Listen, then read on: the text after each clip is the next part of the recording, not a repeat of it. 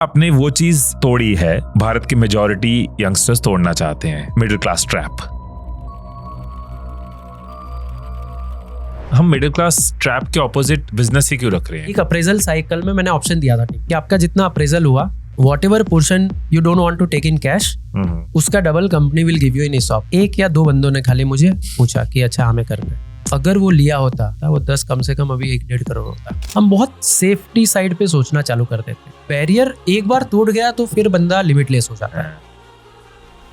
चाह होगी नहीं तो राह कैसे बनेगी?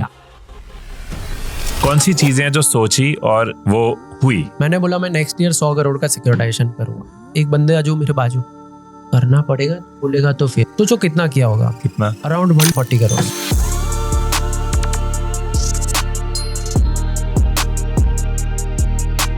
फाउंडर्स जनरली अपना घर नहीं खरीदते, जनरली वो रेंट पे रहते हैं। उसके पीछे रीजन क्या है? We don't want to build liabilities. As a founder I believe I should buy house only when. Gujarati mindset में क्या अलग है कि हम देखते हैं मैक्सिमम बिलियनियर्स वहां से आते हैं? क्या अलग सिखाया जाता है गुजराती फैमिलीज में? एक जो माइंडसेट वाला डिफरेंस होता है कि यार पैसे कमाओ, खर्चा बाद में करो, वो शायद हमारे माइंड में थोड़ा ज्यादा होता है। लेन देन का face Hardik Pandya. Investing in Len Den club. Hardik Pandya क्यों चॉइस बनी? एक टाइम पे उसको ये कम्युनिकेशन आ गया था कि अब after all this injuries and the controversies probably you will never be able to make a comeback to Indian cricket team. Then he isolated himself for some 3.5 month and came back कि अब मुझे बताओ कि कैसे नहीं हो सकता है। आपके हिसाब से लोन कब लेना चाहिए, कब नहीं लेना चाहिए? So there are two things which any lending institution also check and individual should also check. Gujarat की एक मिडिल क्लास फैमिली का लड़का जिसके पेरेंट्स टीचर हैं, उसके पास कोई IIT IIM की बैकग्राउंड नहीं है। पहला ऑफिस क्या है? खुद का घर। अपने बिलीफ को बदला, मिडिल क्लास ट्रैप को तोड़ा, मैनिफेस्ट किया और अपनी कंसिस्टेंसी के साथ सिर्फ कुछ ही सालों में बना देता है एक 500 करोड़ की कंपनी, एक ऐसा प्लेटफॉर्म जिसने 18,000 करोड़ से ज्यादा का लोन लोगों को दिया है। आज के हमारे गेस्ट है वर्टिस प्लेटफॉर्म के CEO और लेन देन क्लब के को-फाउंडर भाविन पटेल। और मैं बहुत कॉन्फिडेंस के साथ कह सकता हूं कि ये पॉडकास्ट ना आपकी लाइफ का एक टर्निंग पॉइंट बनेगा, क्योंकि हमने इनसे बात करी कि कैसे लोग अनजाने में मिडिल क्लास ट्रैप में फंसे रहते हैं और उनकी लाइफ निकल जाती है, और कैसे इस ट्रैप को तोड़ा जाता है। एक बड़ी वेल्थ बिल्ड करने के पीछे क्या सोच और क्या अप्रोच है, मैनिफेस्टेशन की पावर कैसे काम करती है, और जो लोग आज शुरू कर रहे हैं इंडिया में AI में, उनके लिए आगे क्या अपॉर्चुनिटीज है, कैसे भाविन ने बनाया इंडिया का सबसे बड़ा peer to peer lending platform, किस तरह का लोन सही होता है और किस तरह का लोन नहीं लेना चाहिए, कौन सी वो फाइनेंशियल गलतियां हैं जो लोगों को कभी अमीर बनने नहीं देती। इस पॉडकास्ट को सुनेंगे तो बहुत लोग, लेकिन ये मैं कह सकता हूं कि लाइफ सिर्फ उनकी बदलेगी जो इस पॉडकास्ट को सुनते हुए अपने नोट्स बनाएंगे और उन नोट्स को अपनी जिंदगी में उतारेंगे। मेरा पर्पस ये नहीं कि आप मेरे पॉडकास्ट सिर्फ देखो, इन पॉडकास्ट के पीछे पर्पस है कि आपकी लाइफ चेंज हो। अब कहीं ना आपने वो चीज तोड़ी है जो भारत की मेजॉरिटी यंगस्टर्स तोड़ना चाहते हैं, मिडिल क्लास ट्रैप। क्या चीजें डिफरेंट हैं जो एक मिडिल क्लास माइंडसेट अलग लेवल पे ऑपरेट करता है और एक इंसान जो एंटरप्रेन्योरशिप में जा रहा है, रिस्क ले रहा है, माइंडसेट में क्या डिफरेंस आपको फील होता है? क्या है जो अनलर्न करना जरूरी है? क्या है जो गलत सिखा दिया गया जाने अनजाने, not out of wrong intention but out of concern? Right. I think सबसे बड़ा पॉइंट ये है कि हमारी ग्रूमिंग जब हुई, स्कूलिंग हुआ, या तो घर पे हमें जब सिखाया जाता था, या तो जब हम डिनर टेबल पे बात करते, राइट, तो हम जनरली बात करते कि चीजें सिक्योर होनी चाहिए। या तो हम बात करते थे कि अच्छा 100 रुपया बचाया तो यार ये 100 तो 100 रहना चाहिए, उसका 105 नहीं हुआ तो चलेगा बट 98 तो नहीं होना चाहिए, राइट। तो मुझे लगता है कि ये सब कॉन्वर्जेशन से कहीं ना कहीं हम बहुत सेफ्टी साइड पे सोचना चालू कर देते हैं as a society. I would not say कि एक जन की बात है दूसरे की, आई एम श्योर कि आप भी उससे रिलेट कर पाओगे। हमारे बचपन में घर पे कैसे होता था, और अगर घर के अंदर या तो कोई फैमिली में ऐसी कोई सिचुएशन हो गई होगी जहां पे किसी का बिजनेस बंद हो गया होगा, तो उसकी आजू बाजू के नियर डियर कम से कम 100 फैमिली कभी बिजनेस चालू करने के बारे में सोचेंगे भी नहीं, राइट। तो मुझे लगता है कि एक ये बहुत बड़ा रेजिस्टेंस है between normal middle class thinking और the people who breaks that barrier. आज भी मेरे एक दो फ्रेंड्स है, एक तो मेरा बहुत ही अजीज फ्रेंड है जिसको मैं कम से कम पिछले 2 साल में 3-4 बार बोल चुका हूँ कि भाई तू छोड़ दे जॉब और बिजनेस चालू कर, I will fund you your first 1 year expenses. But वो नहीं कर पाता, बिकॉज यू फर्स्ट थिंक यार ऐसा हो जाएगा तो, अरे वैसा हो जाएगा तो, whereas my mind doesn't work like this. Whether it is running this business, whether it is starting any new initiative, और I mean let's say currently I am working on a concept कि क्या India की lending ecosystem का copy out of India में work कर सकता है। माई mind doesn't think कि नहीं कर सकता, आई ओनली थिंक कि कैसे कर सकता है वो फिगर आउट करते हैं, राइट। सो आई थिंक वो एक ग्रूमिंग की वजह से एक बैरियर हमारा बना हुआ है, वो बैरियर एक बार टूट गया तो फिर बंदा लिमिटलेस हो जाता है, बट वो टूटना इतना ज्यादा डिफिकल्ट है कि वो बंदे को आगे नहीं बढ़ने देना चाहता है। बट हम मिडिल क्लास ट्रैप के ऑपोजिट बिजनेस ही क्यों रख रहे हैं? कोई जॉब में रह के भी तो मिडिल क्लास ट्रैप तोड़ सकता जस्ट मेरे माइंड में चल ही रहा था कि अब जैसे मेरी कंपनी की बात करूँ तो वर्टिस प्लेटफॉर्म्स के under there are 3 different businesses. So around 2 years back I came up with a concept that we will introduce performance link incentivizations, जो सालाना बोनस होता है। सालाना बोनस तो बहुत सारी कंपनीज में चलता है, बट उसके ऊपर आपका कंट्रोल सीधा नहीं होता है। सो ड्यूरिंग लेन-देन क्लब्स अर्ली लाइफ 2016 से लेके 20 के बीच में मैंने एक बुक बार बार पढ़ी थी, उसका नाम है dream big. So it's a story about 3G Capital. So 3G Capital is created by 3 entrepreneurs coming from Brazil. और आज की डेट में they own AB InBev, Budweiser beer का नाम आपने सुना होगा। So कैसे वो लोगों ने स्टार्ट किया इन्वेस्टमेंट बैंकिंग से, धीरे धीरे करके ब्राजील की पहली बियर कंपनी को एक्वायर किया, खरीदा उन्होंने, वहां से साउथ अमेरिका की सबसे बड़ी बियर कंपनी बने, वहां से उन्होंने यूरोपियन कंपनी को एक्वायर किया, जबकि वो ये सब केस में छोटे थे। पहली केस में उनके पास कोई एक्सपीरियंस ही नहीं था, उन्होंने वो कंपनी खरीदी और उसको अच्छी बनाई। दूसरी कंपनी उनसे बड़ी थी साउथ अमेरिका में, उसको एक्वायर किया। When they acquired the European company, वो उनसे कई गुना ज्यादा बड़ी थी, फिर भी उसको एक्वायर किया और सक्सेसफुल बनाया। And then ultimately they acquired Anheuser Busch which is parent company of Budweiser, right.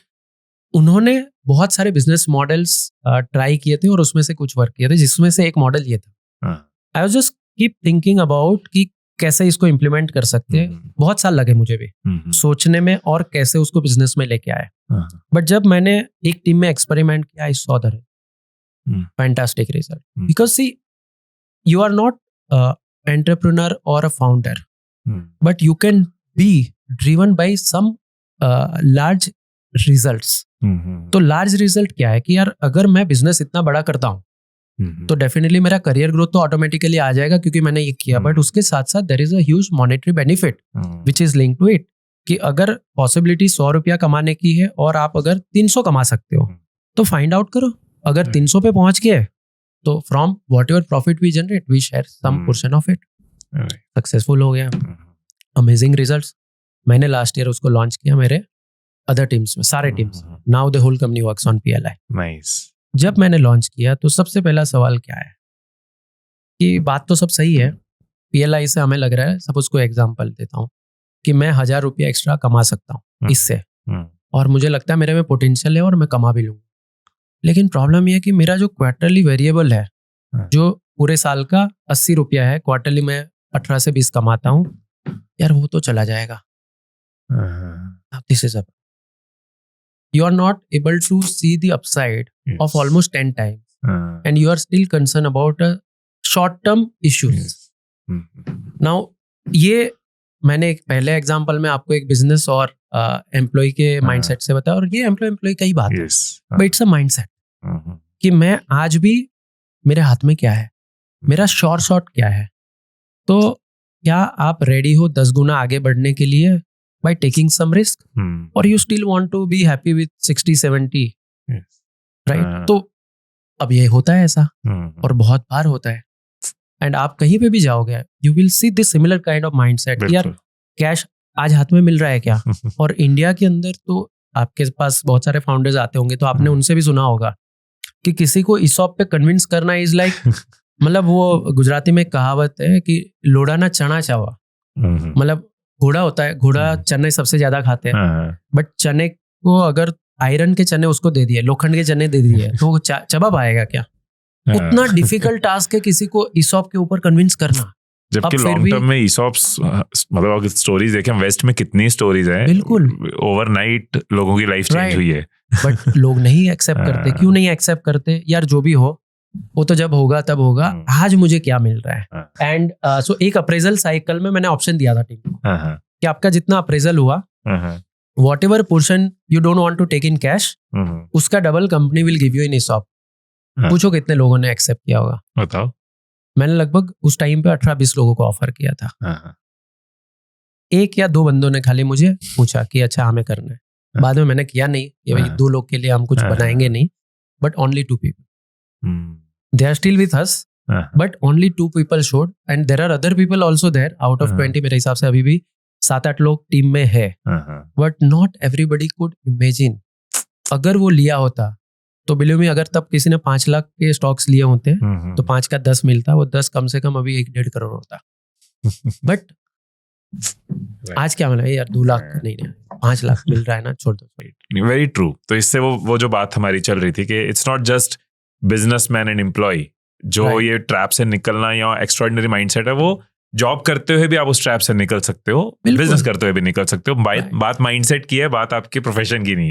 मैं जब जॉब में वापस गया, जो मैंने नजरिए की बात करी, तो when I joined that NBFC in 2011 after shutting down the first business, first month में ही हमारा कुछ एनुअल प्लान बन रहा था। तो उसके अंदर सबको पूछा कि आप अगले साल क्या करना चाहोगे। तो मैंने ज्वाइन किया था आई थिंक नवंबर में, और एनुअल प्लान पे जनवरी-फरवरी में कुछ काम चल रहा हो। तो किसी ने कुछ ज्यादा ठोस नंबर्स पे बात नहीं करी। मैंने बोला मैं नेक्स्ट ईयर 100 करोड़ का सिक्योरिटाइजेशन करूंगा। एंड एवरीबडी, लगभग 8 से 10 लोग बैठे हुए तब, अरे यार ये तो नंबर, एक बंदे जो मेरे बाजू, करना पड़ेगा, बोलेगा तो फिर। मैं बोला करूंगा ना भाई, तभी तो बोल रहा हूँ। तो जो कितना किया होगा? कितना? अराउंड 130-140 करोड़। क्या बात है। अरे भाई सोचोगे नहीं तो कभी कुछ होगा ही नहीं ना। राइट। सोचोगे तो करने का, जो आपने बोला कि भाई जहां चाह वहां राह, चाह होगी नहीं तो राह कैसे बनेगी? आप 50 करोड़ सोचोगे तो 60 पे अटक जाओगे, 50 भी नहीं सोचोगे तो 25 करोड़ करोगे। तो कहीं ना कहीं मैनिफेस्टेशन का एक बहुत बड़ा पावर आता है, और आपका माइंड भी कंटिन्यूअसली काम करता है, and you are not afraid of taking risk. Of course हम बहुत सारी चीजें सोचते हैं, कुछ होती हैं कुछ नहीं होती, लेकिन शुरू तो सोच से ही होता है। कौन सी चीजें हैं जो सोची और वो हुई? अगर आपने कोई बड़ी सोच रखी, जैसे आपने बताया 100 सोचा और 130 हुआ, बिजनेस में या ओवरऑल लाइफ में, या कोई पर्सनल एस्पिरेशन हो, कोई चीज लेने की हो, it can be materialistic, it can be social, it can be business, कि ये मैंने सोचा था, एक सपना था और वो सपना एज इट इज पूरा हुआ। So Lenden club is a big example. We wanted to be like 10,000 crore का डिसबर्समेंट हमें क्रॉस करना है। अभी हम 18,000 करोड़ कर चुके हैं, till growing at a very good rate. दूसरा एक हमारा लेनदेन क्लब में ही सपना है, bye 2020-30 we want to B one of the top 10 private lender in India. Try कर रहे हैं, नहीं हुआ, उतना नहीं होगा तो कहीं नियर बाय तो जाके अटकेंगे। अब देखते हैं कहाँ तक पहुंच सकते हैं। Right, efforts are going into the same direction. In terms of personal life, मेरा एक पर्सनल मैनिफेस्टेशन था कि यार मैं जब तक 40 साल का नहीं हो जाता तब तक मैं फुटबॉल खेलूंगा। I will not let sports go away from myself. Injury होगी जो भी होगा, but I have to come back and all. I will also maintain myself. Now I am more than 40, till playing, running. Right, तो ये सब dream है। आप उसको ड्रीम भी बोल सकते हो या मैनिफेस्टेशन भी बोल सकते हो कि ये सोचा था। अब सोचोगे तो कहीं ना कहीं आप उसके टुवर्ड्स चलते जाओगे। लेनदेन क्लब जब हमने स्टार्ट किया था, पहले दिन से एक फंडा क्लियर था कि काम तो करना है, प्रेशर भी बहुत रहेगा, but we have to always enjoy the journey. Lenden club में आपको पूरे 11 साल की हिस्ट्री में कोई ऐसा महीना नहीं मिलेगा जब हमने कुछ पार्टीज नहीं करी हो। एंड द फंडा इज वेरी क्लियर, जब हुआ अचीव तो हो जाना चाहिए। हमारा फाइनेंशियल ईयर खत्म होगा, अगर हमने फाइनेंशियल ईयर के टारगेट अचीव किए, we should celebrate it on the same day 31st itself. In fact manifestation का ये बहुत इंपॉर्टेंट पार्ट है टू एंजॉय द जर्नी, क्योंकि नेगेटिव माइंडसेट के साथ पॉजिटिव मैनिफेस्टेशंस पूरी नहीं होंगी। आप बिलीव करते हो मैनिफेस्टेशन में? 100%। मुझे तो लगता है कि जो अपना बॉडी का साइंस है, what ever you think your body will work towards it. If you think यार मैं तो बहुत आलसी हो गया हूँ, तो बॉडी डेफिनेटली आपको उस तरफ लेके ही जाएगी। And irrespective of whatever you do on the health side, हाँ। बट माइंड क्योंकि वहां पे ड्राइव कर रहा हो तो वो जाएगा उसी तरीके से। हाँ। बिजनेस है उसी तरीके से रिजल्ट है। आप सोचोगे कि यार बहुत लाइफ स्ट्रेसफुल है, बहुत लाइफ में प्रॉब्लम्स, तो वैसा ही होगा। लाइक कई सारे, मतलब मैं फाउंडर्स ग्रुप में बहुत ज़्यादा तो नहीं मिलता हूँ, बट कुछ लिमिटेड फाउंडर्स को मिलता हूँ, तो कभी कभी चर्चा ये निकल के आती है कि यार यू डोंट फील कि 11 साल हो गए अभी, मतलब मुझे आज तक अभी थॉट नहीं है। तुम लोग पूछते हो तो मेरे माइंड में एटलीस्ट वो थॉट आता है, but why it should come. The manifestation from the very first day was very clear. India के अंदर कोई भी फाइनेंशियल सर्विसेज में आपको बड़ा बिजनेस बनाना है तो 15-20 साल लगते हैं। Are you up for those 15-20 years? आपने अपने आप को हाँ बोला है तो ये थॉट आ ही कहाँ से सकता है, राइट? तो अब हम तो उसी के थॉट पे चल रहे हैं, तो मेरे माइंड में तो ये 2025 है ही नहीं कहीं। माइंड में तो हमारे 2030 ही चल रही है कि तब तक हमें कुछ ऐसा बनाना है। यहाँ पे भी ये वर्ड्स थोड़े से अब आने शुरू हो गए हैं। अगर मैं देखूँ तो मैं अपने स्पेशली यंगर जनरेशन में देखूँ तो EMIs चल रही हैं, क्रेडिट कार्ड डेट चल रहा है, डेट साइकिल है, राइट? तो are we in that direction? जो US में हो चुका है वो यहाँ पे हो सकता है? ऐसा कुछ थ्रेट है हमें? So we are moving towards that direction. Probably we may not hit the numbers which US has. So let's say household rate वहाँ पे अभी से 65-70% पे चलता है। थोड़ा लेमन में समझो। So let's say कि अगर आपकी फैमिली इनकम 100 रुपये की है तो उसमें से 60 रुपया डेट आपके ऊपर होगा ही होगा। So 60% डेट होगा, उसका मतलब ये है। जो इंडिया में करीबन हम अभी लगभग 22 के आसपास होंगे, 22-25 के बीच में। China is somewhere between 40 to 50। See, that is not always bad, right? जो मैंने आपको लेंडर और बोरोवर के टर्म्स में, वेल्दी पर्सन और मिडिल क्लास पर्सन के टर्म्स में सिखाया, वो सेम एप्लीकेबल वहां पे है। Debt independently is not bad, but debt किस तरीके से यूज हो रहा है उस वो तरीके से हमें पता चलेगा कि डेट इज गुड और नॉट। अगर आपका family saving ratio is 50% and the debt ratio is 40%, it is good. अगर सेविंग रेशियो 50 है और डेट रेशियो 40 है, थोड़ा एग्जांपल से। सो एग्जांपल मतलब फैमिली की टोटल इनकम 100 रुपये की है, फैमिली साल भर में 50 रुपया बचाती है, अलग अलग इंस्ट्रूमेंट में इन्वेस्ट करती है, एंड 40 रुपये का लोन लेती है। Then economy is more savings oriented, ज्यादा पैसा सेविंग में आ रहा है और उसमें से कुछ पैसा यूज हो रहा है, right? So it's contributing towards growth of the economy.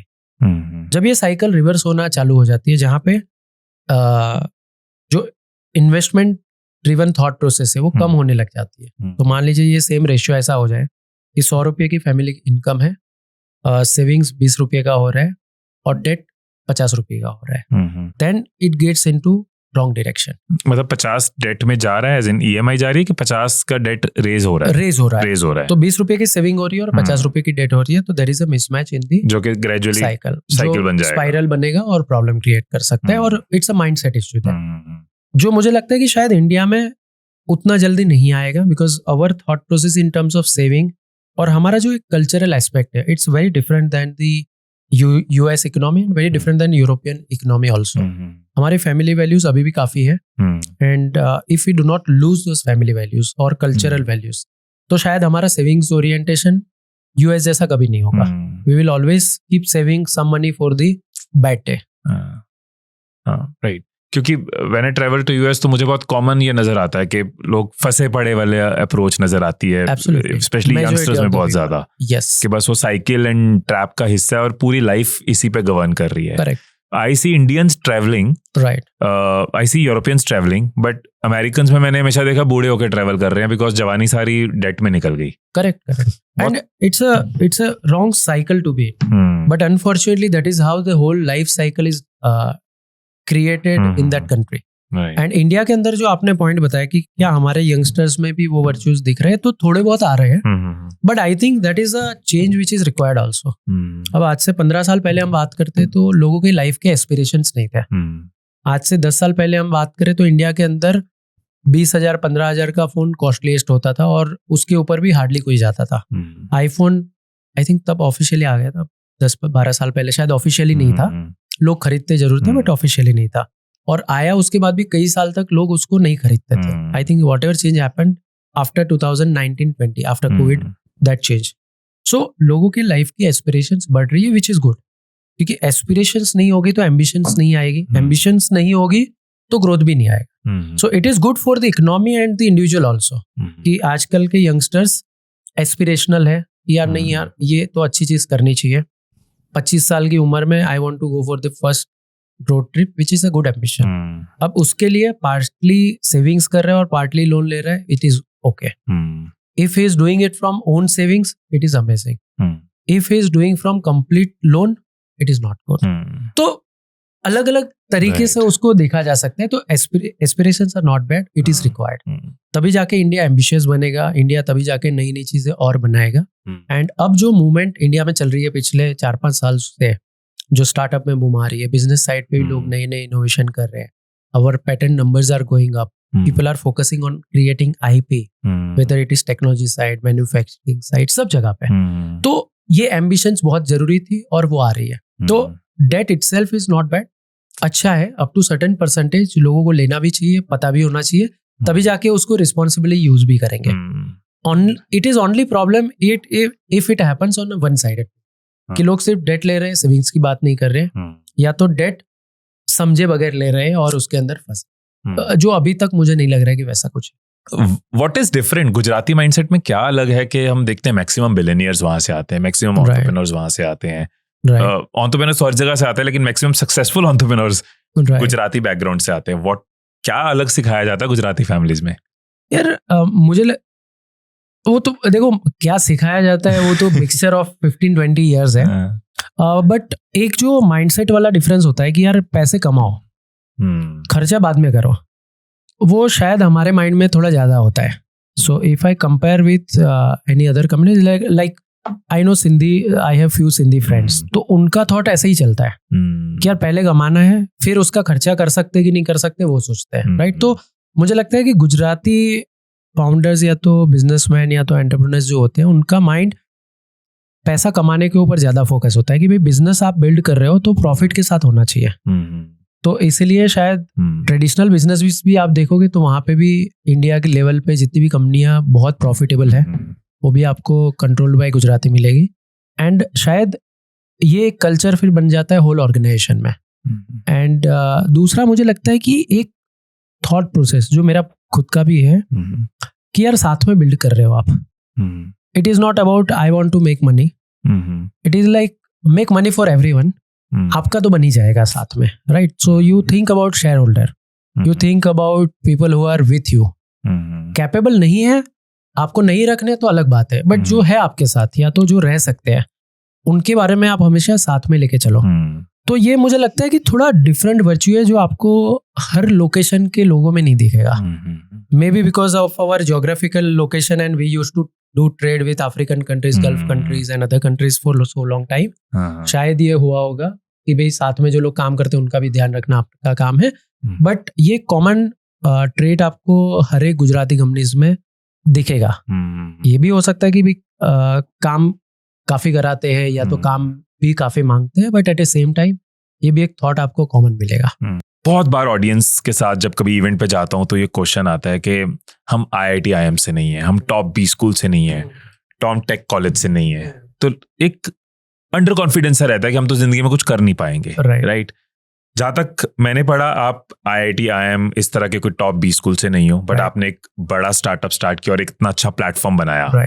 सो आपको अपनी जर्नी में क्या लगा कि कितना एडवांटेज है IIT IIM जैसी बैकग्राउंड का और कितना डिसएडवांटेज था जिसको आपने अपॉर्चुनिटी में कन्वर्ट किया? So very interesting point and more interesting thing is मैं और Deepesh is my co-founder, we both belongs to the non-IIT IIM backgrounds. जब हम स्टार्ट कर रहे थे, that was an era in 2014, 15, 16. वो 3-4 साल का पीरियड था जब इंडिया में कोई भी स्टार्टअप चालू होता था. If you are from renowned institution, आपके लिए बहुत डोर्स इजीली ओपन हो जाते थे. और सही में बताऊं तो हमें पहला एंजल राउंड रेस करने में जो दिक्कत आई या तो इनिशियल एम्प्लॉइज को ज्वाइन कराने में इशू आई, उतनी दिक्कत नहीं आती अगर आपका बैकग्राउंड रिनोन्ड इंस्टीट्यूशन से होता है. तो हमारा पॉइंट फिर धीरे धीरे समझ में हमें आता गया कि भाई अच्छा, हमें तो कोई इजीली पैसा नहीं देने वाला है, तो भाई बिजनेस को थोड़ा कमाने का पहला नजरिया रखो, बाद में फंड रेजिंग की बात करो. जब टीम मेंबर्स हायरिंग की बात आ रही है, स्टार्टिंग में लोग हमें रिजेक्ट किए जा रहे हैं, तो हमने डिसाइड किया कि यार अब नेटवर्क से ही लोगों को उठाओ, भले उनको ना आता हो, सिखाने का काम हम कर देंगे। तो अब बैकग्राउंड नहीं था, वो तो सच्चाई है। आपके सामने डिफिकल्टी है, वो भी सच्चाई है। बट एज ए एंटरप्रेन्योर्स आपका काम है वो सच्चाई को फेस करना और उसको सॉल्व करना।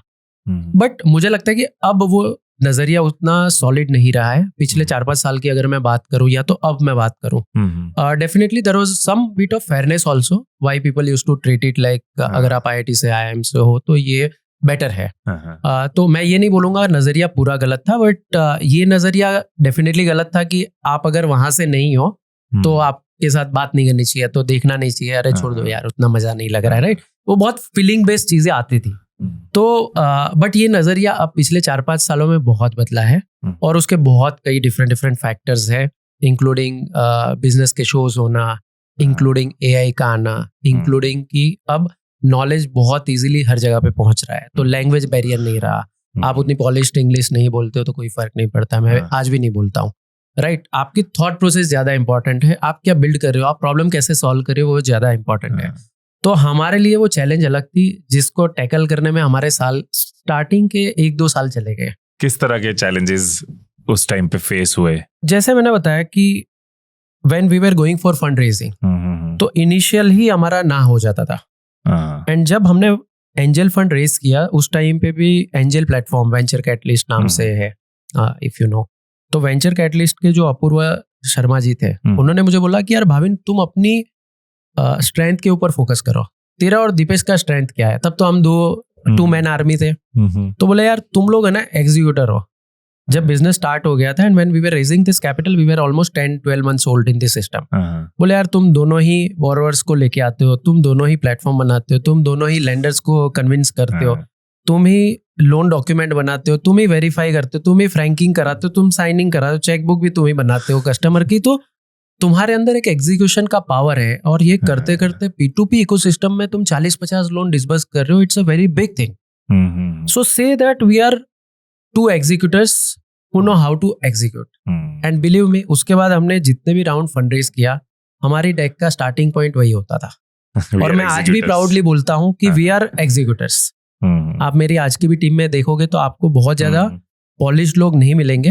ऐसा नहीं कि हम हायर करना नहीं चाहते हैं, आईआईटी आईएम के लोग भी हमारे साथ काम करते हैं, बट आपको बहुत ही मिक्स क्राउड मिलेगा, including there is one sales head in my team who is just 10th पास।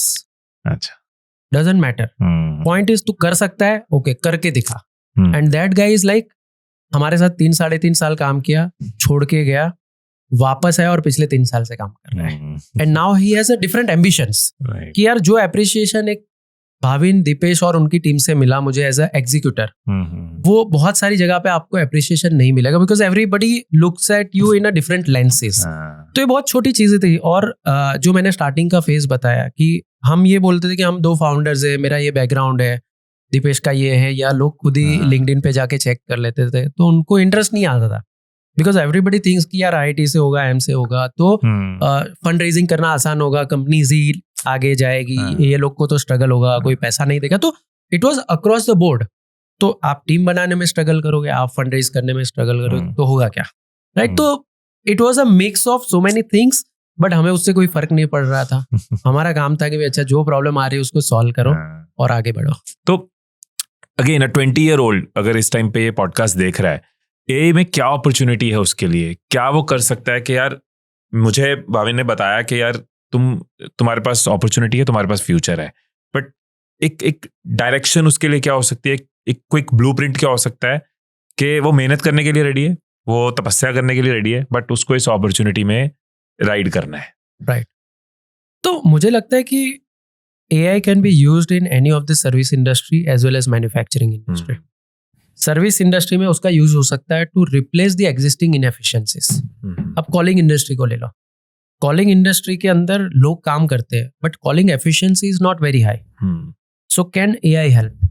अब AI वहां पे मल्टीपल यूज केस सॉल्व कर सकता है कि जो एजेंट्स कॉल कर रहे हैं उनकी एफिशिएंसी बढ़ाने के लिए उनको क्या बातें करनी चाहिए, क्या टाइम पे लोगों को कॉल करने चाहिए। इसके बेसिक ऑटोमेशन आज भी हो गए, बट क्या AI रियल टाइम पे उनको इनपुट दे सकता है कि मैंने कस्टमर को कॉल लगाना चाहा, तभी मुझे बता दिया कि wrong timing, Bhavin call this customer at 8:30 PM, not a right time.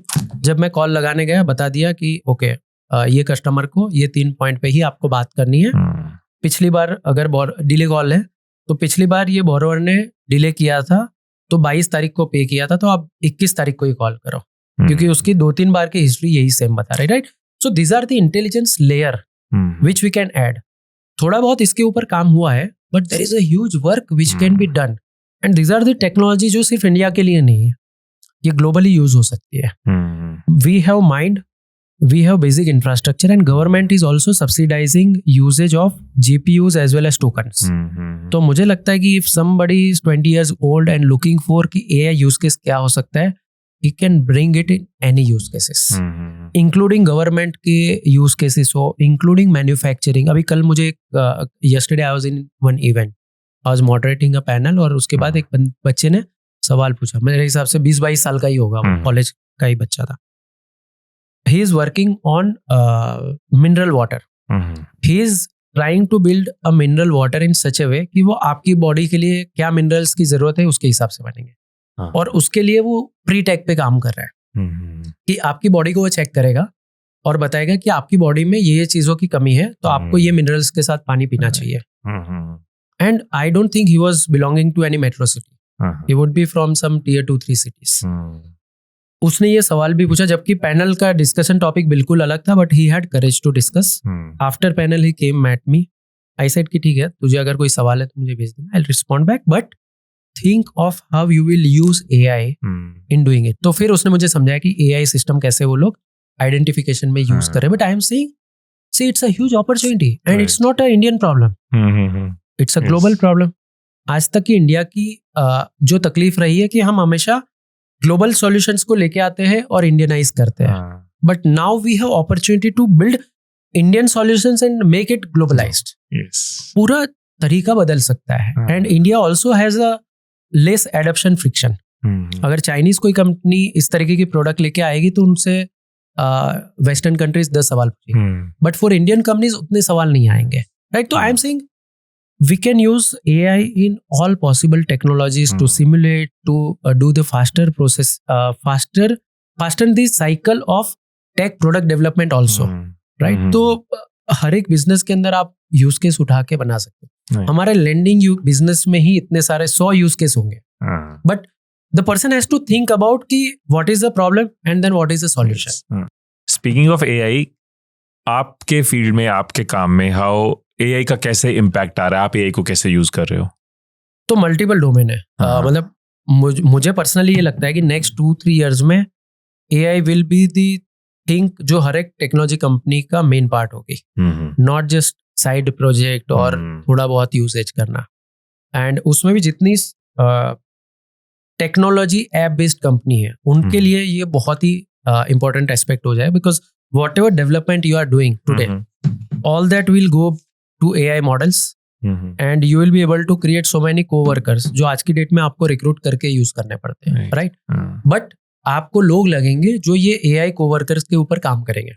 सो शायद जिस तरीके से लोग ये फियरनेस में है कि जॉब्स चली जाएगी एंड ऑल, वैसे नहीं जाएगी, but you will have to adapt how to use AI efficiently even if you are software engineer, because you will not do development, but you will create co-workers who will do the efficient development for you.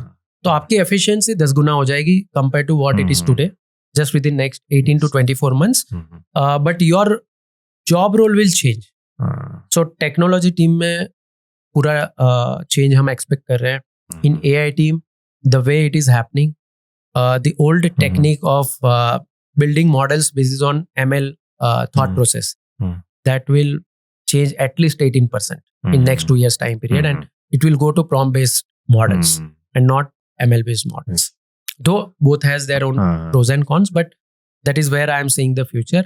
उसके अलावा जितने भी business and operations team हैं उनकी efficiency के लिए हर एक जगह पे, I personally feel that all of my teams will have at least 10 to 15 co-workers in next 1 year time period, which will be run on the agentic AI system, and they will be doing daily mundane work जो otherwise लोग कर रहे थे, and my team will focus more on their effectiveness, so the ultimate outcome will be much much better, जो मैं current team size के अंदर ही कर सकता हूँ, अदरवाइज मुझे 500-600 लोग की टीम लगती है। थ्रेट बन सकता है ये ह्यूमैनिटी को, लोगों को आने वाले टाइम पे? यार देखो सही में बताऊं तो पता नहीं मुझे, I am neither expert also. अब मैं उसको कंपेयर करूं मूवीज लाइक टर्मिनेटर, स्काईनेट वाला concept and all, definitely yes, and वो रियलिटी हो भी सकती है, बट कब होगी वो किसी को नहीं पता है. बट एक तो चलो वो एक्सट्रीम हो गया कि they are taking over, but एक है कि जॉब सिनेरियो में अगर हम कह रहे हैं कि एक बंदा एआई एजेंट्स को मैनेज कर ले, Right. तो कहीं ना कहीं the requirement, the number of positions और नंबर ऑफ जॉब्स, राइट. वो तो रिड्यूस होगा ही होगा ना. सो अनएम्प्लॉयमेंट कहीं ना कहीं इंक्रीज होगी. मुझे नहीं लगता कि वैसा होगा. सी हिस्ट्री ऑलवेज रिपीट्स, थोड़ा सा फ्लेवर चेंज हो जाता है. अगर आप उसको देखोगे कि जब बुलॉक कार्ट चलते थे वहां से गाड़ियां आई, तो क्या उसकी वजह से लोगों का एम्प्लॉयमेंट कम हो गया? नहीं, क्योंकि बुलॉक कार्ट से गाड़ी आई, ट्रांसपोर्टेशन बेटर हुआ, ड्राइवर्स लगे, कुछ लोग ड्राइविंग में चले गए, कुछ लोग ट्रांसपोर्टेशन बेटर हो गया तो कुछ नए बिजनेसेस चालू हुए, उसमें काम करने लगे, मजदूरों की जरूरत पड़ गई, वहां पे लोग शिफ्ट हो गए. राइट. खेत के अंदर अगेन बुलॉक कार्ट और बुलॉक यूज होते थे, वहां से ट्रैक्टर आ गया, क्या हुआ? प्रोडक्टिविटी बढ़ी, उससे आप ज्यादा माल बना पा रहे हो, ज्यादा बेच पा रहे हो. Ultimately things are moving in the positive side. जब कंप्यूटर आया तो पहला क्या था? Thought process. Right. There were lot of political backlashes as well. यार कंप्यूटर आएगा इंडिया के अंदर, ऑलरेडी अनएम्प्लॉयमेंट है, उसके बाद और बढ़ जाएगा. क्या हुआ? Nothing happened. We improved and improved. Same thing people are now talking about कि एआई आ जाएगा तो लोगों की जॉब खा जाएगा. वो लोगों की जॉब नहीं खाएगा. There will be a new type of job which gets created with the opportunity. जब सॉफ्टवेयर इंडस्ट्री बूम हुई तो क्या लोगों की जॉब गई? आज से 25 साल पहले every loan process was happening in paper. वहां से आज कंप्लीटली ऑटोमेटेड है, तो जॉब चली गई? नहीं, इंडस्ट्री भी तो उतनी बूम हुई ना. The industry size grew by let's say 100 times. The number of job जो शायद उस टाइम पे 100 थी, वो 80 हो गई होगी उस इंडस्ट्री साइज पे, या तो 50 भी हो गई होगी, बट इंडस्ट्री साइज भी तो 1000 गुना हो गई. अल्टीमेटली कितने लोग अनएम्प्लॉय हुए? तो वैसे इम्पैक्ट नहीं देखते हैं. अंदाजा तो कोई भी मार सकता है. मतलब मैं जो बोल रहा हूँ वो भी एक थियरी है, आप जो बोल रहे हो वो भी एक थियरी है, और मार्केट में बहुत सारे लोग करते हैं. बट मुझे लगता है why to guess when you have historical examples कि भाई इंडस्ट्रियल रिवॉल्यूशन में भी लोगों ने सोचा था जॉब चली जाएगी, नहीं गई. उसके बाद कंप्यूटर आया, तब सोचा था जॉब चली जाएगी, नहीं गई. सॉफ्टवेयर आए तब सोचा जॉब चली जाएगी, वो नहीं गई. एआई आएगा तब भी सोच रहे हैं, बट जॉब्स नहीं जाएगी, उसका शेप एंड फॉर्म बदल जाएगा. आज लोग ये सोचेंगे कि यार मजदूर की जगह पे रोबो मजदूर आ जाएंगे तो उसका काम होगा. अरे तो रोबोट बनाने के लिए भी तो कुछ चीजें लगेगी, या तो वो मजदूर कोई और चीज में काम करने लगे. राइट. तब तक शायद मजदूर ही ना रहे. तो see today in India the way things are moving, आप 15 साल पहले खेत में किसी को काम करने बुलाया तो लोग भाग भाग के आते. आज खेत में काम करने के लिए मजदूरी नहीं है. आज से 10 साल के बाद ऐसा जमाना आएगा खेत में खुद मालिक भी काम नहीं करने वाला है, ऑटोमेशन आ जाएगा. तो आई एम सेइंग कि we are worried about a wrong problem. We should focus on कि अच्छा इसका बेटर यूटिलाइजेशन कैसे करें और इंडिया इसमें कैसे एक्सेल करे. As a country can we do something even better than what we are imagining about. And वो सोचने के लिए हमें ये बैरियर को ब्रेक करना पड़ेगा कि यार अच्छा हिस्ट्री तो ये बोलती है कुछ नहीं होने वाला, लेट्स थिंक बेस्ट एआई कैसे बनाए. एक बार फॉर अ लेमैन, अगर कोई लेमैन इस वीडियो को देख रहा है, उसके लिए एग्जैक्टली आप क्या करते हो? लेन देन क्लब क्या बिजनेस करता है? एक आम लैंग्वेज में आप अगर उसको एक्सप्लेन कर सको. Okay, so Len Den club is one of our brand. So our parent company is Vertis platforms. Vertis platform is a business which is running 2-3 different type of platform businesses in financial services. Okay. उसमें से एक लेन Den club है which is a P2P lending company. So we are market leader in India and P2P lending is like आपके मेरे जैसे लोग जिसके पास थोड़ा पैसा होगा, वो लोग अपने पैसे दूसरे लोगों को पैसा देते हैं ये प्लेटफॉर्म के थ्रू जिसको पैसों की जरूरत है. So आप और मैं बन गए लेंडर और इन्वेस्टर जिसके पास पैसे हैं और उसके ऊपर उनको रिटर्न जनरेट करने हैं, और दूसरे जिनको पैसे की जरूरत है वो बन गए बोरोवर. Okay. अब इसके बीच में जो भी असेसमेंट है, बोरोवर आया वो सही है गलत है, क्या चीजें देखनी चाहिए, उसका लोन अप्रूव करना चाहिए, कितना करना चाहिए, क्या टेन्योर, क्या इंटरेस्ट रेट, उसका कलेक्शन मैकेनिज्म, वो सारी सर्विस ये प्लेटफॉर्म प्रोवाइड करता है. Platform generates a based income. Okay. Second business is loan service provider which is a mobile app and the website. So we have a brand name called InstaMoney. InstaMoney. जिसके through हम small personal loan के customer को acquire करते हैं। Those customer can go to P2P platform जहाँ पे lenders उसको fund कर सकते हैं, और those loans can go to other lenders like NBFC जो उसको फंड कर सकती है, उनको लोन दे सकती है। And there is a third platform which connects the InstaMoney type of business with Len Den club type of business. तो जो loan provider, loan service provider apps होती है, जैसे मतलब थोड़ा सिंप्लीफाई करने की ट्राई करता हूँ कि पेटीएम, फोन पे, भारत पे, ये सब टाइप के जो पेमेंट एग्रीगेटर्स है वो लोन सर्विस भी देते हैं, बट बैकएंड पे वो अदर NBFCs और तो बैंक्स के साथ काम करते हैं। तो ये प्लेटफॉर्म हमारा ऐसा है जो ऐसे लोन सर्विस प्रोवाइडर को NBFC या बैंक के साथ कनेक्ट करने में हेल्प करते हैं। It's more of a B2B type of business. So 2 businesses are already set running with big sizable revenue, P2P lending as well as LSP business, and this third business which we call as TSP, what is one, that is in shape phase.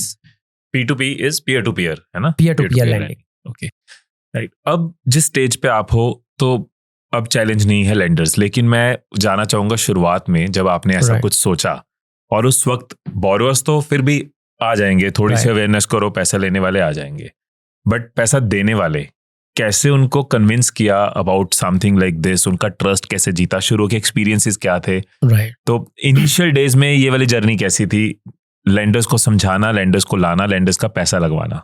तो मतलब difficulty है, जैसा आप imagine कर रहे हो वैसा ही था कि क्यों कोई बंदा, लेट्स से आप अगर दिल्ली से हो तो दिल्ली में बैठे बैठे कोई बंदा मुंबई के किसी बोरोवर को क्यों पैसा देगा, या चेन्नई के कोई पर्सन को क्यों देगा, इवन दिल्ली के अंदर लेट्स से कोई गुड़गांव में बैठा हुआ है तो उसको क्यों देगा, राइट? कि भाई कुछ हो गया तो सबसे पहला सवाल तो वहीं से स्टार्ट होता है कि यार कुछ हो गया तो ये तो मैं भी नहीं पहुंच पाऊंगा, चलो यहाँ पे होता तो मैं एक बार सोच भी लेता। तो ये एक बहुत ही कॉमन थॉट प्रोसेस थी। सेकंड, हमारे ऊपर ये ट्रस्ट आना कि हमने सब वेरीफाई किया होगा। तो अब सवाल आता है तो उसका जवाब ढूंढने का हम ट्राई करते हैं, और अच्छी चीज ये थी कि स्टार्टिंग में कोई और था नहीं, तो दीपेश का मोस्टली टाइम जाता था टेक्नोलॉजी बिल्डअप पे वगैरह, प्लेटफॉर्म में हम कुछ चीजें बनाते रहते थे, वेबसाइट मैनेज करने में, और मेरा टाइम जाता था कस्टमर से बात करने में, उनको कन्विंस करने में। तो धीरे धीरे ये समझ में आया कि ये 2 प्रॉब्लम के आंसर्स हमें हर एक कस्टमर को देने पड़ेंगे, तभी जाके कस्टमर उसके ऊपर ट्रस्ट करेगा और कुछ भी ऑप्शन ऑफर करेगा बोरोवर्स को। सो अब जैसे जैसे सोचते गए तो धीरे धीरे दोनों पॉइंट के आंसर्स हमें मिलना चालू हुए कि भाई आप बैठे हो वहां पे, वो ठीक है, बट हम सब चीजें वेरीफाई करते हैं। कैसे वेरीफाई करते हैं कि हम फिजिकल वेरिफिकेशन कस्टमर का करते थे। तो हमने स्टार्ट क्या किया कि स्टार्टिंग ऑपरेशंस खाली मुंबई में ही हम रन कर रहे थे। Lender can be from any part of India, but Mumbai सिर्फ, और बोरोवर के लिए सिर्फ मुंबई होगा, ताकि हम फिजिकली वेरीफाई कर पाए। तो जब कोई बोरोवर आता था तो उसका फिजिकल वेरिफिकेशन करने जाते थे, उसका फोटो लेते थे, उससे फॉर्म फिलअप कराते थे, साइन कराते थे, वो सब चीजें हम लेंडर को डिस्प्ले करते थे। फिर फोटो के अलावा बाकी सारी चीजें कि देखो ये वेरीफाइड बोरोवर है, हम सब जाके चेक करके आए वगैरह वगैरह सब चीजें। तो लेंडर को ट्रस्ट होने लगा, और कुछ डॉक्यूमेंट भी अपलोड करते थे, जैसे सैलरी स्लिप हो गई, ऊपर से कंपनी का नाम हटा दिया, खाली बताया कि ये एम्प्लॉयर है, बाकी सब डिटेल हटा दिया, वो डिस्प्ले कर देते। तो lender can view all the documents of the borrowers. तो ट्रस्ट धीरे धीरे बिल्ड होना चालू होता था, और फिर कॉल पे जब बात होती थी तो उनको एक फाइनल पुश मारते थे कि आप एक बार 5,000 करके देखो, राइट? तब ये मिनिमम टिकट साइज वो सब फंडे नहीं थे, कुछ भी कर सकते थे, बट आप 5,000 करके देख लो, और फिर आपको सही लगे तो आगे करना, राइट? तो ऐसे धीरे धीरे कम्युनिटी बिल्ड होना चालू हुई।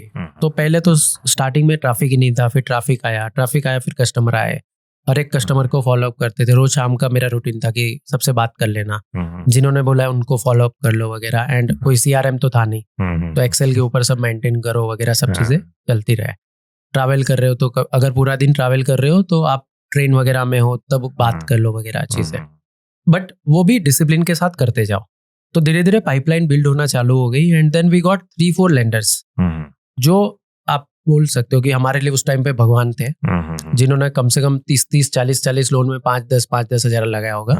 तो जब भी कोई लोन आती थी तो इमीडिएटली ये लेंडर्स तो लोन ऑफर कर ही देते थे कि अच्छा चलो मैं 5,000 लगा देता हूँ, राइट? तो अब धीरे धीरे ये बिल्ड होना चालू हुआ। फिर हमें समझ में आया कि भाई एग्रीमेंट वगैरह में और थोड़ा कॉन्फिडेंस आ सकता है। सो फिजिकल एग्रीमेंट तो होता था, बट हमने हर एक लेंडर का अलग अलग एग्रीमेंट करना चालू किया, सो दैट दे फील कि मेरा और ये बोरोवर का एग्रीमेंट है, कल जाके अगर कोर्ट में कुछ करना पड़ा है या तो कोई लीगल चैलेंज आई तो मैं इसको लेके जा सकता हूँ कोर्ट में।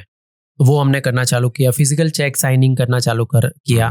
तो फिजिकल 2 चेक हर एक लेंडर के नाम का बनता था कि 10 लेंडर अगर है तो 10 लेंडर के 20 चेक ले लिए। आपको एज ए लेंडर आपके नाम के एग्रीमेंट का स्कैन कॉपी और 2 चेक का स्कैन कॉपी आएगा, फिर आप पैसा उसको ट्रांसफर करोगे। बट ये सब में धीरे धीरे फिजिकल ऑपरेशंस बढ़ रहे थे। अब हर चीज की चैलेंज है, एग्रीमेंट आपको कराने हैं, एग्रीमेंट का फ्रैंकिंग प्रोसेस तब पूरा ही फिजिकल होता था। तो बैंक में जाओ, पहले टोकन लो, टोकन लेने के बाद 2 घंटे के बाद फ्रैंकिंग चालू होता था, फिर वापस जाके टोकन नंबर के हिसाब से लाइन में लगो, फिर उसको एग्रीमेंट दो, उसके ऊपर वो थप्पा मार के देगा। एक्चुअली मेरे हिसाब से उतना प्रोडक्टिव काम नहीं था, but because it's a starting phase and you have to understand कि कस्टमर को ट्रस्ट कैसे आ रहा है। वंस यू रीच कि अच्छा इससे अब ट्रस्ट आ गया, now you start finding other possible solutions, right. तो ये सब चीजें करते थे। Check was the nightmare. 5 lender है तो ठीक है, 10 चेक लोगों के पास होते थे, बट जैसे 10 के ऊपर चेक की बात होती थी तो बोरोवर्स के पास नहीं होते थे। अब हमने दूसरा सॉल्यूशन निकालना, जब वेरीफाई करने गए तभी उसको चेकबुक के लिए अप्लाई करा दो। Problem was maximum chequebook size can be 20 leaflet उस टाइम पे। अब तो और भी छोटी कर दी है बैंक्स ने, कि अब चेक कोई यूज नहीं करता, बट 20 लीफलेट थे। अगर 10 लेंडर से ज्यादा आ गए तो हमें वापस अप्लाई करानी पड़ती थी। चेकबुक आने में 7 से 10 दिन का टाइम जाता था। So all this things will create trust, but that is increasing operational burden on just 2 of us. Team भी तब कोई था ही नहीं, घर से ऑपरेट करते थे, तो ऑपरेशन बर्डन बढ़ रहा था। बट गुड पार्ट वाज कि ट्रैक्शन भी बढ़ रहा था। पहला लोन डिस्बर्स करने में 57 डेज गए, दूसरा लोन 30 दिन में हो गया।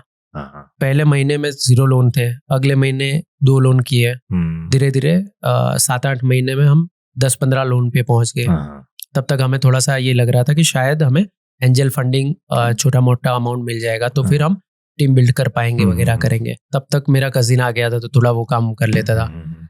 We hired 1 part time software engineer, जो कि जिसने हमारी सिस्टम बनाई थी उसको ही हमने सैटरडे संडे के लिए हायर कर लिया था। तो तब उसकी ऑफिस भी सैटरडे तक चलती थी। तो सैटरडे शाम को 5:30 बजे वो बंदा निकलता था। He used to work in a place जो हमारे घर से 1.5 घंटा दूर था। सो 1.5 आवर ट्रैवल करके वो 7-7:15 तक पहुंचेगा। वो आएगा तब तक मेरे घर पे खाना वाना सब रेडी होगा। भाई तू खाना खा ले, पहले हाथ मुंह धो के फ्रेशन अप कर ले, कपड़े वपड़े बदलने तो बदल ले, अब काम पे लगेंगे। सो 8 बजे से काम चालू होता था। It will go on till the time the chief guest feels कि भाई अब सोना पड़ेगा, बिकॉज वो बेचारा तो पूरा दिन भी काम करके आया और वो हमारे ही जैसी इंटेंसिटी से नहीं करेगा। तो ये काम चलता जाएगा। उसको लगेगा कि भाई 1 बजे अभी बैटरी डाउन हो गई तो सो जाएंगे, 2 बजे बोलेगा तो 2, 12 बोलेगा तो 12। फिर मेरा कजिन और ये सो जाते थे, मैं और दीपेश भी सो जाते थे। फिर हमारा नेक्स्ट डे फुटबॉल होता था। So 5 o'clock I wake up Dipesh also. Dipesh और मैं फिर फुटबॉल खेलने जाते थे। Will be back by 7:45-8। फिर ये दोनों को जगाते थे और पूरा दिन 6 बजे तक वापस काम करते थे। So that was our routine for at least 6 months। Borrowing side पे क्या आपने ट्रेंड्स देखे? किस रीजन से जनरली लोग बोरो करते हैं इस साइज ऑफ अमाउंट्स पे? तो majority of the use case is like there is a cash flow crunch. Reason अलग अलग हो सकते हैं उसमें, फैमिली इमरजेंसी और some urgent payment has to be made, month end payment gap और सैलरी डिले हो जाना। But these are like short term capital crunch which any person can feel. So these are the largest use case. There are a few consumption based use cases are also there. कि किसी को mobile खरीदना है, या तो कोई चीज का परचेस करना है, या किसी को ट्रैवल ट्रिप पे जाना है, या किसी को एजुकेशन पर्पस के लिए लोन चाहिए, तो वो सारे आते हैं। But not more than 25-30%। बाकी के जो यूज केस है it's more from a emergency angle, कि जरूरत पड़ गई अब मुझे करना है। एंड अराउंड 5-10% कस्टमर ऐसे होते हैं जिनका कैश फ्लो हमेशा थोड़ा सा मिसमैच में चलता है। So this customers get money but they repay also very fast. कि अगर 6 महीने के लिए लोन लिया होगा बट वो पे कर देंगे 2 ही महीने में। अच्छा, वैसे तरीके से। But whenever there is a need arises they take a repay fast. वैसे भी बोरोवर्स होते हैं। आपके हिसाब से लोन कब लेना चाहिए, कब नहीं लेना चाहिए? लोन आप कभी भी ले सकते हो। पॉइंट इज क्या आपको उसकी जरूरत है। सेकंड आपकी उसकी कैपेबिलिटी है. So there are two things which any lending institution also check and individual should also check कि मैं लोन ले रहा हूँ, मेरे पर्पस क्या है. क्या मेरे पास पैसे नहीं इसलिए ले रहा हूँ, या तो कोई लीगल एस्टेब्लिशमेंट के लिए ले रहा हूँ. सो फॉर एग्जांपल आप घर खरीद रहे हो सकता है कि 1 करोड़ का घर है, आपके पास 2 करोड़ रुपए पड़े तो आप कैश में ले सकते हो, but still you go for some amount of loan just to ensure that legal ownership of the house is clear, title clearance है, और इसलिए आप जा रहे हो. तो दैट कुड बी पर्पस, इसलिए आप जा रहे हो. दूसरा ये हो सकता है कि आपके बिजनेस में आप कार परचेस कर रहे हो. So purpose is to purchase car on rent, lease और ऑन लोन, सो दैट आपका बिजनेस का कैश फ्लो है वो मिसमैच ना हो जाए. आप कैश फ्लो को भी बेटर तरीके से यूज कर पाओगे. Interest is an expense and then depreciation is also expense, तो वो बेनिफिट हो सकता है. और एट अ इंडिविजुअल लेवल आप ये चेक करो कि भाई मुझे अगर 10,000 की भी लोन लेनी है बट मेरे अकाउंट में 50,000 है, तो क्या वो पूरा पैसा यूज होने वाला है इसलिए मैं लोन लेने के लिए जा रहा हूँ, या तो मैं ये सोच रहा हूँ कि यार ये पैसे की जरूरत पड़ गई तो ये वगैरह क्या. तो उसको अच्छे से असेस कर लेना चाहिए. तो पर्पस ड्रिवन लोन टेकिंग होना चाहिए, नॉट कि कंजम्पशन ड्रिवन, कि once in a while consumption is fine, but if that is a habit it's not good for you. So consumption should always be driven from your salary or the income and not from the loan. जो regulator RBI भी बहुत बार बोलते रहता है कि do not take loans when you don't need it. And I also say the same thing कि आपको loan तभी लेना चाहिए जब इसमें से कोई पर्पस फुलफिल हो रहा हो. There are very rare scenario जहाँ पे कंजम्पशन के लिए कि भाई अच्छा चलो मैं 1 लाख का मोबाइल ले रहा हूँ, 80,000 हो गए, 20,000 का लोन ले लेता हूँ, 2 महीने में मैं पे कर दूँ, बिकॉज आपकी कैपेसिटी वैसे होगी. So that's how any borrower should look at it. आपको ये नाम का आइडिया कैसे आया Len Den? So actually we wanted that word to be only Len Den, but क्योंकि उसका डोमेन नेम हमें नहीं मिल रहा था, it was registered on somebody's name in US, तो हमने क्लब ऐड कर दिया था. बट लेन देन वर्ड इसलिए चूज किया कि इट्स एक्चुअली द एक्सचेंज जहाँ पे एक बंदा दे रहा है और जहाँ पे एक बंदा ले रहा है. So there are so many type of exchanges available, but यहाँ पे सही में लेना और देना हो रहा है. एंड वी बिलीव द कि नाम ऐसा होना चाहिए जो नाम सुन के सामने वाले को पर्पस समझ में आ जाए, राइट. तो जो आ जाता है, मुझे लगता है कि हम P2P लैंडिंग बोलते हैं तो इजीली नहीं समझता है, बट लेन देन बोल दे या लेना देना बोल दे तो सामने वाला तुरंत समझ लेता है, अच्छा कुछ लेने और देने की बात हो रही है यहाँ पे, राइट. तो वैसे वो वर्ड आया था. एंड उसके पीछे बहुत इंटरेस्टिंग स्टोरीज भी है. ऐसे 1-2 इन्वेस्टर्स अर्ली फेज में मेरे से बात कर रहे थे. एक को-फाउंडर, हम तीसरा को-फाउंडर भी सोच रहे थे टाइम पे, तो वो लोगों को नाम हमारा अच्छा नहीं लग रहा था, तो they wanted to get changed कि अगर नाम चेंज हो जाता है तो हम ज्वाइन कर लेते हैं, या नाम चेंज कर लेते हो तो हम इन्वेस्ट करते हैं. हमने बोला भाई देखो कुछ चेंज होगा ना, नाम भी यही रहेगा और इसी तरीके से आगे जाएगा. And we are very clear and convince about it, it's a very relevant name. तो आज भी हमारे कस्टमर उनके कस्टमर को जब कोई फ्रेंड्स को या फैमिली को बताते हैं तो लेन देन से ही बात करते हैं. क्या लेन देन करके एक प्लेटफॉर्म है जिसके ऊपर हम ये कर रहे हैं. So that is how the name was derived and we are. And क्योंकि डोमेन नहीं मिला तो वो लेन देन क्लब बन गया. क्लब एक लैंडिंग क्लब करके प्लेटफॉर्म होता था यूएस में, तो क्लब वर्ड वहां से हमने पिकअप किया कि अच्छा हाँ यार क्लब कॉन्सेप्ट तो है. Club is a gathering of people जो एक दूसरे के सपोर्ट के लिए मैकेनिज्म क्रिएट करते हैं, तो it's a club of lenders and borrowers. Len Den का फेस हार्दिक पांड्या, तो हार्दिक पांड्या क्यों चॉइस बनी? तो उसके पहले हमने काफ़ी मतलब मैंने पर्सनली मार्केट रिसर्च भी किया था बहुत, कुछ क्रिकेटर्स से बात भी की थी. तो आइडिया ये था कि या तो कोई बॉलीवुड का सुपरस्टार हो, क्योंकि बॉलीवुड का रिच सबसे ज़्यादा इंडिया लेवल पे है compare to any other film industry in India. And दूसरा क्रिकेटर हो सकता है, because cricket has the 100% spread. तो अगर क्रिकेटर मिलता है तो और बेटर है कि क्रिकेटर साउथ में भी चलेगा, ईस्ट में भी चलेगा, वेस्ट में भी चलेगा और नॉर्थ में भी चलेगा. That's very interesting. हाँ, कि बॉलीवुड का एक एरिया तो रहा ही ना साउथ में, तो उनका साउथ में उनका होल्ड नहीं. बट क्रिकेट और any sports is like pan India. वो साउथ की गली गली नुक्कड़ में भी उनको हर क्रिकेटर का पता है, राइट. तो अब क्रिकेटर लेना है. अब क्रिकेटर में भी देयर आर 2 सेगमेंट्स. एक है कि जो क्रिकेटर रिटायर हो चुके हैं बट उनका एक ट्रस्ट फैक्टर है, जैसे सौरव गांगुली हो गए, सचिन हो गए, या Dhoni was in that phase at that point in time. तो एक वो कर सकते हैं, और दूसरा हो सकता है कोई यंग जनरेशन, थोड़ा सा ऑफबीट बंदा. So Hardik had already invested in our company in our series round. Okay. तो लास्ट राउंड जब हमने फंड रेज किया तो he participated in that, so he was already shareholder. So when we were debating concept 1, of those cricketers and concept to upcoming थोड़ा सा offbeat personality. We felt offbeat personality is something suitable to the brand which we have.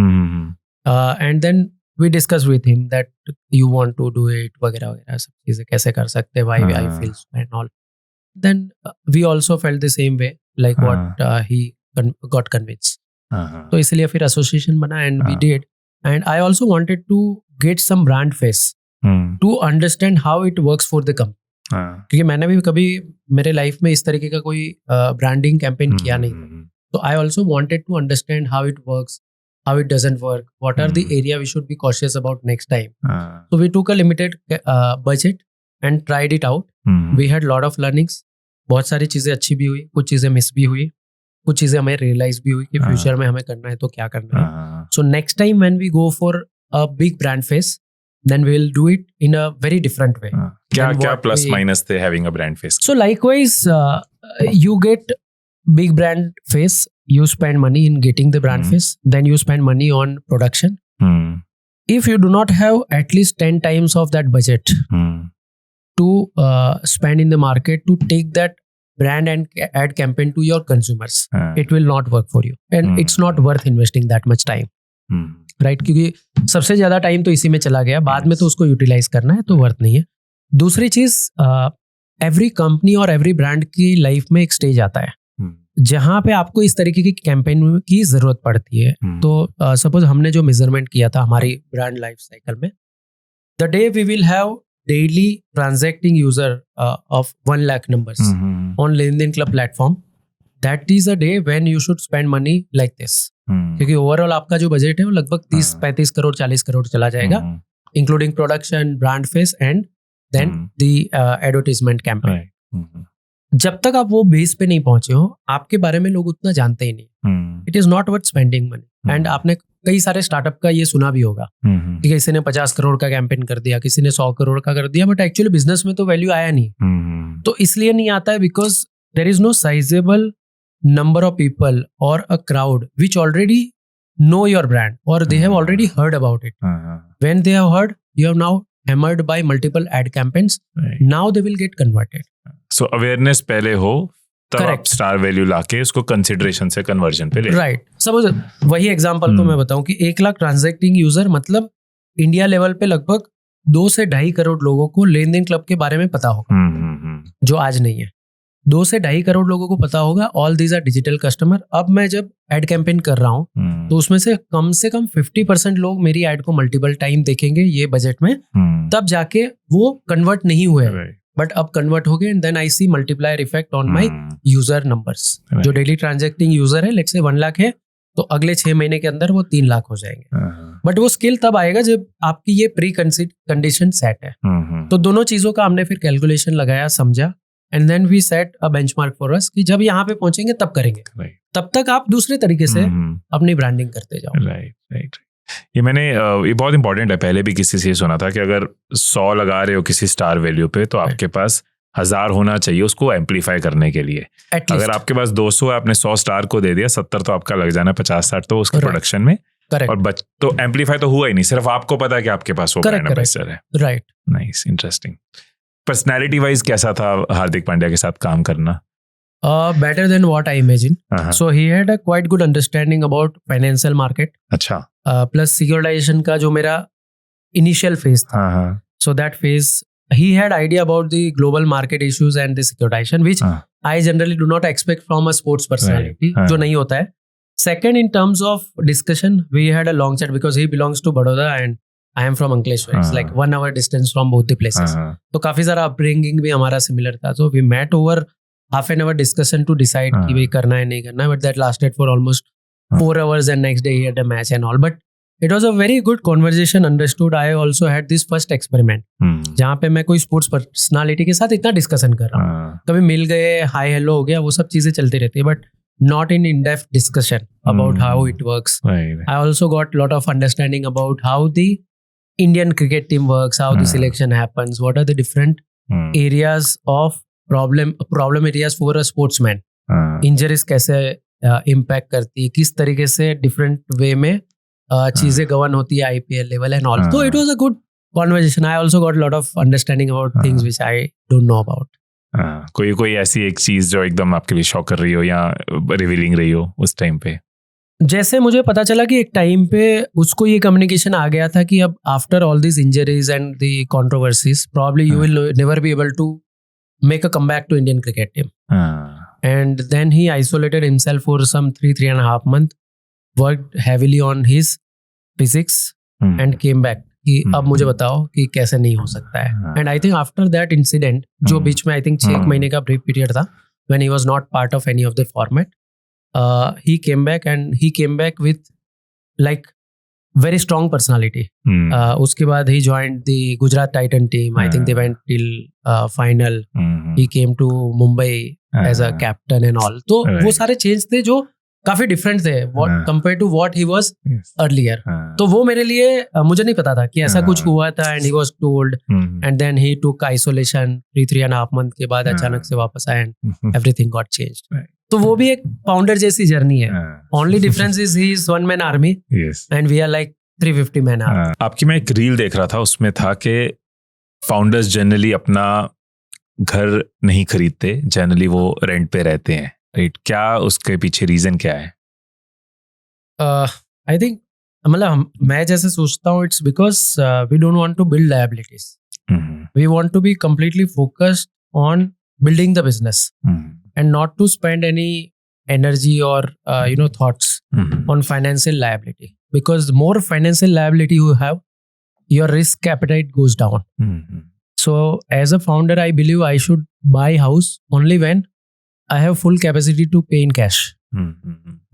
It is irrespective that I pay complete cash or part cash, part loan, but I should have that capability. Otherwise, someday if anything happens and you are in little financial stress, you will defocus from building business and go back to your personal problems. So that's the fundamental point.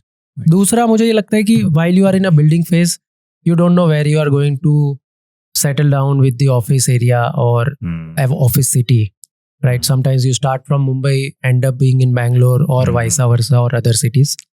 Or you start in, let's say, Andheri and end up being in BKC. So why to get a set?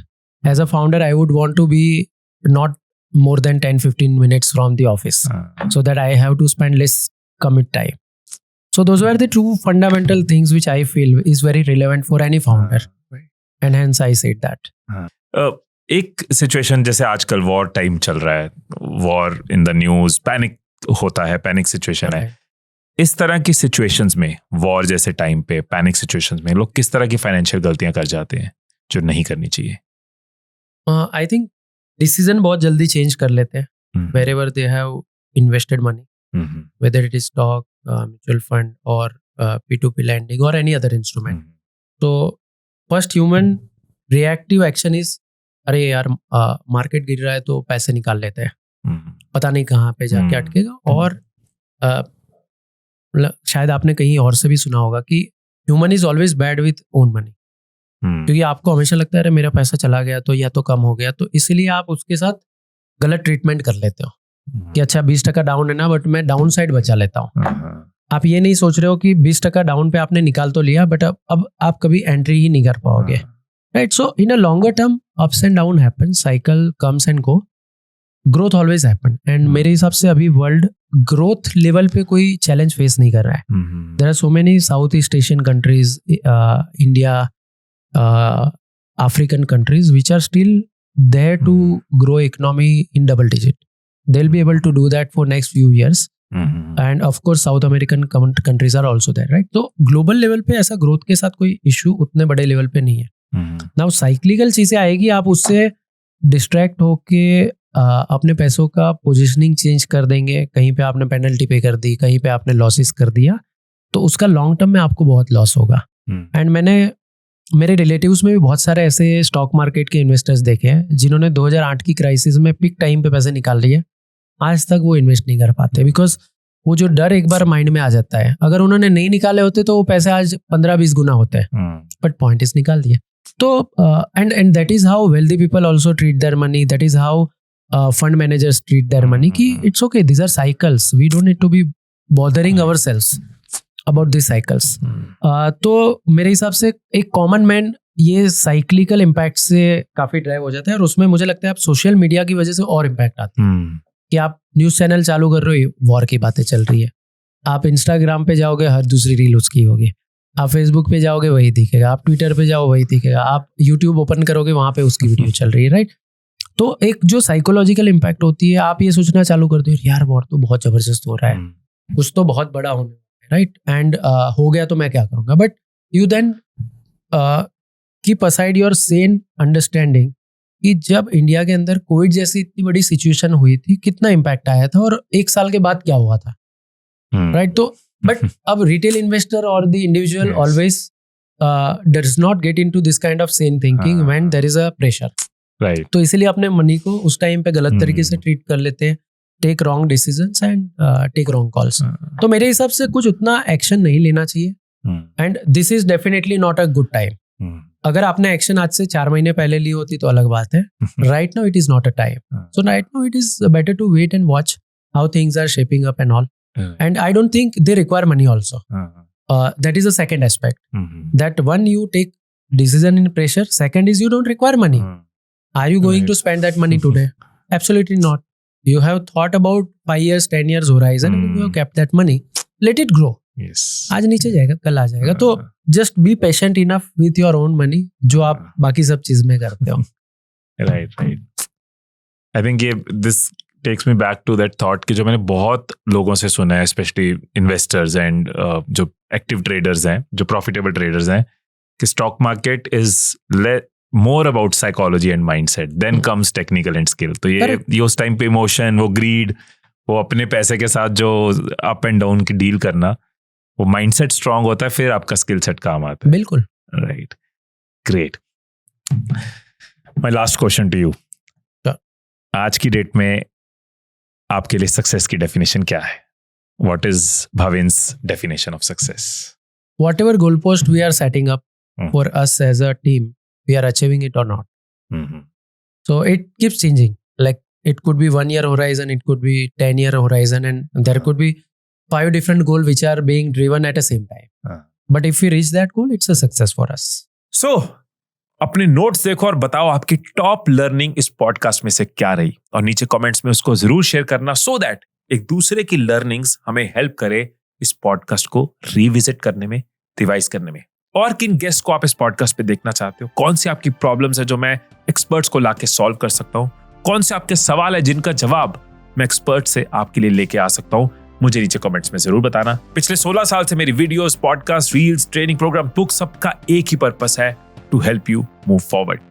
फिर मिलेंगे अगली video में, तब तक खुश रहिए, खुशियां बांटते रहिए। I love you all.